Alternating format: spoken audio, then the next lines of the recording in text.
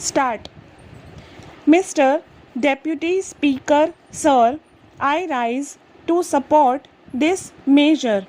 When we talk in this house or outside, we always talk in terms of the farmers. It is a fact that our country is predominantly a farming country. 80% of our population is dependent on agriculture. Therefore, even in the sphere of industries, particularly those which are agro-based, a scientific approach is required. Up till now, it appears that the trend of thinking for industries is mostly in favor of those which are not agro-based.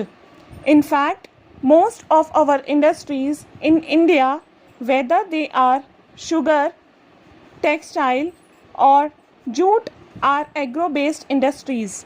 But particularly with regard to sugar industry, you would appreciate that majority of the farmers, whether they are in the north or in the east or the south or in some parts of the west or even in central India, find that sugarcane growing is becoming more and more unprofitable. It is true that in some of the states where there is canal irrigation or where there is perennial cheap irrigation, people do cultivate sugar.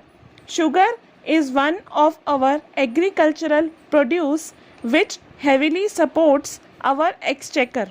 Moreover, because of the sugar production, we are in a position to maintain the stability of prices in the country. Therefore, my primary submission would be that we should realize that this industry should survive, progress and prosper. Its maladies and the causes of its sickness have got to be tackled. For quite a long time, we have been hearing complaints from the farmers that they are not being paid sugarcane prices in time and that the sugarcane prices are becoming more and more unremunerative to them. It is unfortunate that in this country, whether it is profitable or not, the farmer is compelled to go on growing his farming products. This is his weakness. He cannot think in other terms. If you apply cost benefit ratio principle here, you will find, unlike other industries, the farmer has got no choice to divert to other fields. Therefore, this industry needs the utmost attention by the government.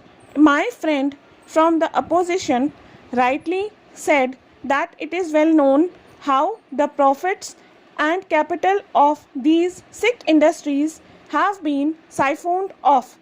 Today, we know that 600 textile mills are suffering because of its maladies and sickness. We know that millions of people are out of job. Similarly, if you do not give specific attention to the sugar industry, the fate of the farmers and workers in the sugar factories would be in jeopardy. Therefore, my submission is that until we make the entire farming community stand on its own legs, our goal of making our economy self-reliant as early as possible will not be achieved. Therefore, sir, my submission is that today we export our sugar at a subsidized rate. People also say that sugar should be made available at cheaper rates in our country. No doubt, the interest of the consumer has to be protected. The same thing is happening even with regard to milk industry, our dairy industry. The farmers and the women who are rearing animals do not get remunerative prices for milk and milk products, but we want to provide them at cheaper rate because butter should be available at the table for the morning breakfast. Ghee should be available at the dining table at cheaper rate. All these are the demands made by the vocal people. So far, we are going on yielding to the demand made by the vocal people and not by the people who are perspiring on the soil.